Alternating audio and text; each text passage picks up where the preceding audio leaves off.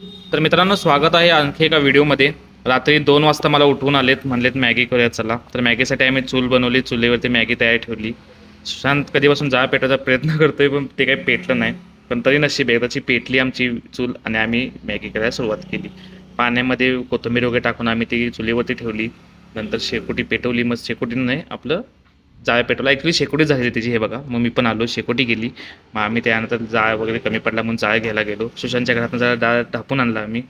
मग जाळ आम्ही घेतल्यानंतर चीज आणलं. चीज घेऊन, चीज मऊ होतं, मऊ करण्यासाठी आम्ही ह्याच्यावर ठेवलं चुलीवरती. मग मॅगी बनली, त्यामध्ये मॅगी टाकलं पाण्यामध्ये. प्रॉपर व्यवस्थित सगळं केल्यानंतर मसाला वगैरे टाकून ते सगळं हलवून वगैरे मिक्स केलं, प्रॉपर मिक्स झालं. मग आम्ही थोडा वेळ झालं तसंच ठेवलं की होईल, बनेल. जेव्हा मॅगी बनली एवढी भारी वास होता त्याचा, एवढं मस्त दिसत होती. पण आम्हाला चीज पाहिजे. चीज आम्ही त्यात टाकलं, मस्तपैकी मिक्स केलं. चीज मिक्स केल्यानंतर आम्ही ते पातेल्यामध्ये काढले.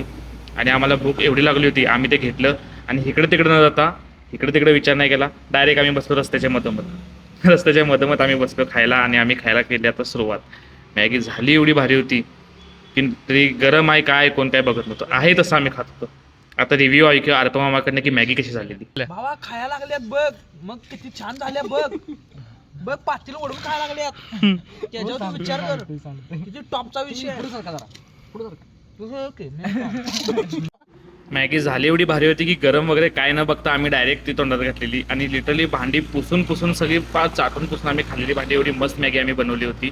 तर करून झाल्यानंतर आता शेवटी वेळ ते धुवायची. भांडी धुवून वगैरे घरी न्यायला लागतात, त्यामुळे धुवून वगैरे सगळी आम्ही घेतली भांडी आणि आवरून सगळं गेलो घरी. आता नेक्स्ट टाइम काय बनवेल माहीत नाही, पण लवकर